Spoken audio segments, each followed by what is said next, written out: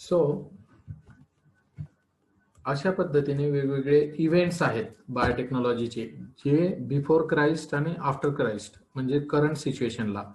आता severe acute respiratory syndrome virus, SARS virus, हा 2003 मध्ये सिक्वेन्स केला गेलेला आहे, म्हणजे शोध लावला गेलेला आहे किंवा माहिती केला गेलेला आहे, त्याच्यावरचे अभ्यास केले गेले. आणि कोरोना व्हायरस जो आहे तो ह्या सार्स व्हायरसचाच एक फॅमिली मेंबर आहे. So coronavirus is not a new thing for us, and the vaccine which is been searched against the coronavirus is also formed with the help of biotechnological applications only. तर काय माहिती पुढे जाऊन तुमच्यामधून कोणी corona virus किंवा त्याच्यासारख्या वेगवेगळ्या आजारांवरती vaccine शोधून घेणार. Then the recombinant vaccine against the human papilloma virus, हे सगळे इव्हेंट्स आहेत, वेगवेगळे शोध आहेत जे बायोटेक्नॉलॉजीचा वापर करून केले गेलेले आहेत. नाव आता मी तुम्हाला बायोटेक्नॉलॉजीचं इथपर्यंतच सांगितलं ना, तर आता पुढे बायोटेक्नॉलॉजीच्या रोलवरनं त्याला 4 वेगवेगळ्या भागांमध्ये विभागलेलं असतं. त्यांना आपण काय म्हणतो, एक मिनिट मी तुम्हाला इमेजेस दाखवतो. Okay, got it.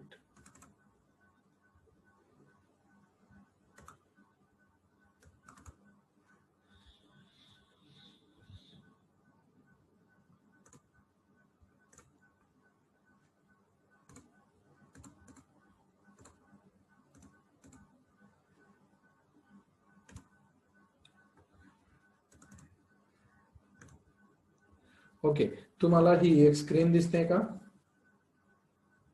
Colours of biotechnology. हो सर. हो सर. तर इथं तुम्ही बघू शकता की कलर्स ऑफ बायोटेक्नॉलॉजी म्हणजे बायोटेक्नॉलॉजीचा उपयोग आपण ज्या ज्या भागामध्ये करतो त्या भागाच्या अनुरूप त्याला वेगवेगळ्या कलर्स मध्ये डिवाइड केलेले. आता हे असं कुठं हे नसतं, पण आपण त्याच्याप्रमाणे आपण अभ्यास करतोय त्याप्रमाणे तुम्हाला लक्षात येईल की का आपण त्याला त्या कलरची बायोटेक्नॉलॉजी असं. किंवा जसं आता तुमच्याकडे काही केमिकल प्रोडक्ट्स तुम्ही घरी आणले तर त्याच्यामध्ये एक ग्रीन कलरचा पॅच असतो. ग्रीन कलरचा पॅच म्हणजे काय? ट्यूब आणला तुम्ही, कुठलाही टूथपेस्टचा ट्यूब आणला, त्याच्यावरती कलर्स असतात रेड आणि ग्रीन. तर त्याच्यावरती ग्रीन कलर जर असेल तर याचा अर्थ काय समजायचा? व्हेजिटेरियन. हा, व्हेजिटेरियन और completely natural Ayurvedic, right? There is no mixing chemicals. समजा तो रेड कलरचा असेल तर काय समजायचं? It is completely synthetic chemicals, no natural ingredients are incorporated. तर त्याच्यावरून आपल्याला कळतं ना, तसंच इथं आपल्याला बघायचं. So green biotechnology. Green biotechnology is focused on agricultural applications, including creating a new plant varieties, producing a biofertilizer and biopesticides. तर बायोटेक्नॉलॉजीचा उपयोग जर तुम्ही ऍग्रिकल्चर सेक्टरमध्ये करत असाल तर त्या बायोटेक्नॉलॉजीला आपण काय नाव दिलेलं आहे? Green biotechnology. कळतंय तुम्हाला? हो सर. तसंच जर समजा बायोटेक्नॉलॉजीचा उपयोग जर तुम्ही मेडिसिनच्या प्रोडक्शन किंवा मेडिसिन्सच्या इन्व्हेन्शन मध्ये किंवा मेडिकेशनच्या रिलेटेड कुठल्याही ऍप्लिकेशन मध्ये बायोटेक्नॉलॉजीचा उपयोग जर करत असाल तर त्या बायोटेक्नॉलॉजीला आपण काय नाव दिलेलं आहे? Red biotechnology. येतंय लक्षात तुम्हाला? हो. आणि जर बायोटेक्नॉलॉजीचा जर तुम्ही ऍप्लिकेशन्सचा उपयोग जर इंडस्ट्रियल लेवलला करत असाल, जसं तुमचं टेक्सटाईल इंडस्ट्रीमध्ये बायोप्लास्टिक प्रोडक्शन, वेगवेगळे फर्मेंटेड फूड प्रोडक्शन वगैरे वगैरे साठी जर इंडस्ट्रियल लेवलला बायोटेक्नॉलॉजीचा उपयोग करत असाल तर त्याला आपण काय म्हणतो? White biotechnology. आणि जर समजा तुम्ही बायोटेक्नॉलॉजीचा उपयोग हा ॲक्वॅटिक लेवलला, मराईन लेवलला, समुद्रातील सजीवांचा अभ्यास करण्यासाठी जर बायोटेक्नॉलॉजीचा उपयोग करत असाल तर त्याला आपण काय म्हणतो? Blue biotechnology. ठीक आहे, कळालं इथपर्यंत? Green, white, red. हो sir. Okay, so what are the different applications of biotechnology नाव? आता मी तुम्हाला 4 प्रकार सांगितले है ना. आता वेगवेगळे ऍप्लिकेशन्स काय आहे, तर बायोटेक्नॉलॉजीचा उपयोग आपण का कुठे करू शकतो, मायक्रोबियल बायोटेक्नॉलॉजी. मायक्रोबियल बायोटेक्नॉलॉजी, आता तिथले जे तुम्हाला मी मोठे मोठे मेन पॉइंट सांगितले, ग्रीन, रेड, व्हाईट आणि ब्लू, तर त्याच्यामध्ये अजून काही सब ऍप्लिकेशन्स पण असतात ना, ते मी तुम्हाला सांगतोय. आता मायक्रोबियल बायोटेक्नॉलॉजी म्हणजे काय, मायक्रो ऑर्गॅनिझम्सचा अभ्यास करणार तुम्ही. याच्यामध्ये ईस्ट, प्रोटोझॉन्स, फंजाय, मोल्ड्स, यांचा अल्गी यांचा अभ्यास आपण कुठं करणार आहोत, मायक्रोबियल बायोटेक्नॉलॉजीमध्ये. ऍग्रिकल्चर बायोटेक्नॉलॉजीमध्ये काय करणार आपण, कुठली तरी नवीन प्लांट व्हेरायटी प्रोड्यूस करणे, हायब्रिड प्रोड्यूस करणे, एखादं प्लांटला आजार व्हावे नाही त्यासाठी आपण त्याला वेगवेगळे त्याच्यामध्ये जेनेटिक मॉडिफिकेशन करणे. बीटी कॉटनचं मी एक्झाम्पल दिलं. त्याच्यानंतर वेगवेगळे फर्टिलायझर,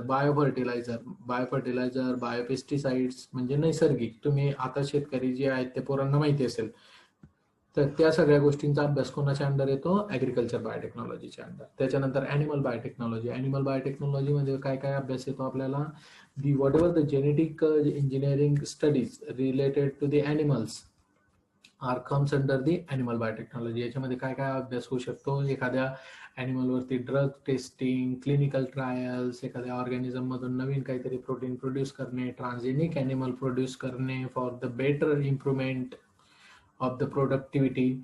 तर ते सगळा अभ्यास कशामध्ये येतो, ॲनिमल बायोटेक्नॉलॉजीमध्ये. फॉरेन्सिक बायोटेक्नॉलॉजी सांगायची गरज नाही, मला वाटतं फॉरेन्सिक बायोटेक्नॉलॉजी तुम्हाला बऱ्यापैकी माहिती असेल. CID सिरियल बघितली असेल, त्याच्यामध्ये जो डॉक्टर साळुंखे होता, बघितली का सगळ्यांनी, हो तर तो डॉक्टर साळुंखे हो सर. फॉरेन्सिक लॅब मध्ये काम करायचा ना. तो फॉरेन्सिक लॅब मध्ये काम करायचा म्हणजे कसं करायचा, एखाद्या इन्व्हेस्टिगेशन स्पॉटला, म्हणजे कुठंतरी काहीतरी डेथ झालेला का खून झालेला आहे, त्या खूनच्या ठिकाणी त्याला वेगवेगळे सॅम्पल मिळायचे, त्यांच्यावरनं तो अभ्यास करून सांगायचा की ACP साहब यहाँ पे और एक आदमी था जिसका ब्लड सॅम्पल यहाँ पे गिरा हुआ है, बरोबर आहे ना. तर तो हो कसा सर. शोध लावायचा तो. हो सर. ओके, तुम्ही म्यूट करा सगळेजण.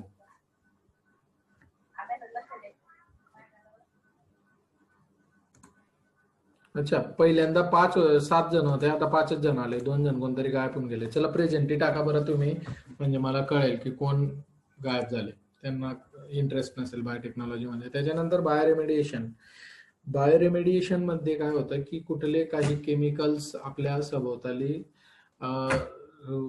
कंटॅमिनेशन करत असतात. सो त्यांचं विल्हेवाट लावणे, आणि त्यांचा विल्हेवाट अशा पद्धतीने लावणे की जेणेकरून तो विल्हेवाट लावत असताना निसर्गाला काही इजा पोहोचणार नाही. जसं आता तुमच्याकडे एखादा कचरा असला, त्या कचऱ्याला तुम्ही काय करणार, विल्हेवाट लावायचं म्हटल्यावर आपण काय करतो, जाळून टाकतो, राईट. पण जाळल्याने काय होतं की कार्बनचं इमिशन होतं. परत मग तुम्ही सॉइल पॉल्युशन रोखण्यासाठी त्याला जाळलं आणि त्यांनी काय केलं, एअर पोल्युशन करून टाकलं, बरोबर. पण बायोरेमेडिएशन मध्ये काय करतो आपण की with the help of micro organisms आपण त्याला डिग्रेड करतो, युटिलाइज करायला लावतो मायक्रो ऑर्गॅनिझम्सला त्यांना, जेणेकरून ऍज अ रिझल्ट आपल्याला एक चांगल्या पद्धतीचं फर्टिलायझर किंवा काहीतरी बाय प्रोडक्ट भेटतं आणि निसर्गाची पण दैना होत नाही. त्याच्यानंतर ॲक्वॅटिक बायोटेक्नॉलॉजीमध्ये समुद्रामध्ये असणाऱ्या सजीवांचा अभ्यास आणि त्यांच्यावरती केली जाणारी मॉडिफिकेशन्स, ते सगळं कशामध्ये येतं, ॲक्वॅटिक बायोटेक्नॉलॉजीमध्ये. देन द मेडिकल बायोटेक्नॉलॉजी मध्ये काय आहे की invention of various drugs, antibiotics, antiviral drugs, वेगवेगळ्या ट्रीटमेंट्स, ऑर्गन प्लांटेशन, हे सगळं कशामध्ये येतं, ऑर्गन कल्चर. तुम्हाला माहित नसेल की एखाद्या माणसाचं जर पॅनक्रियाज काम करत नसेल तर आपण ते पॅनक्रियाज, तो इयर, हे आर्टिफिशियली लॅबमध्ये नैसर्गिकरित्या तयार करू शकतो. जसा कान हा आहे असाच कान आपण लॅबमध्ये पण प्रोड्यूस करू शकतो आणि तो इम्प्लांट करू शकतो, त्याला ऑर्गन कल्चर म्हणतात. तर हे सगळं आपण मेडिकल बायोटेक्नॉलॉजीमध्ये करू शकतो. अजून त्याचे डिटेल्स दिलेले आहेत, त्या मी तुम्हाला सांगणारच आहे. परत अजून एक इमेज आहे माझ्याकडे तुम्हाला दाखवण्यासाठी.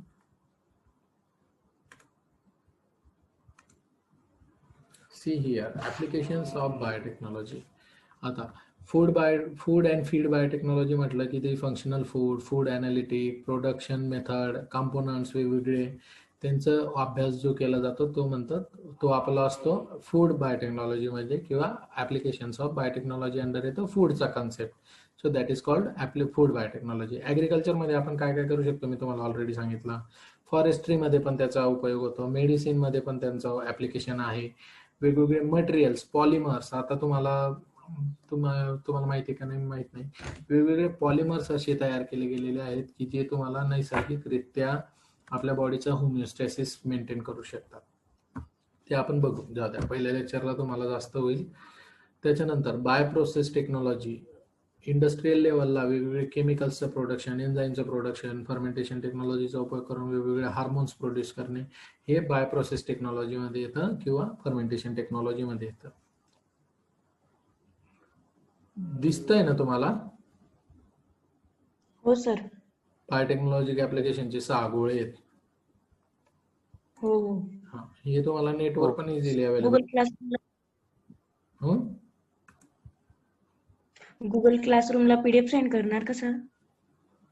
हा, मी आपला व्हॉट्सअपचा जो ग्रुप आहे ना त्याच्यावरती टाकून दिली पीपीटी तुम्हाला, ठीक आहे. पण त्याचा तुम्ही अभ्यास केला पाहिजे, ठीक आहे. आणि समजा नाही काय कळालं तर मग तुम्ही नंतर मला विचारू शकतात लेक्चरमध्ये. सो दिस इज दी, जे तुम्हाला मी ह्या स्लाइड मध्ये एक्सप्लेनेशन दिलं ना त्यांचं प्रत्येक पॉइंटचं इथं एक्सप्लेनेशन दिलेलं आहे बघा. Agriculture biotechnology, then animal biotechnology, forensic, त्याच्यामध्ये डीएनए फिंगरप्रिंटिंग अँड ऑल. हे तुम्ही जेव्हा जाणार याच्या थ्रू तेव्हा तुम्हाला कळेल अजून बऱ्यापैकी.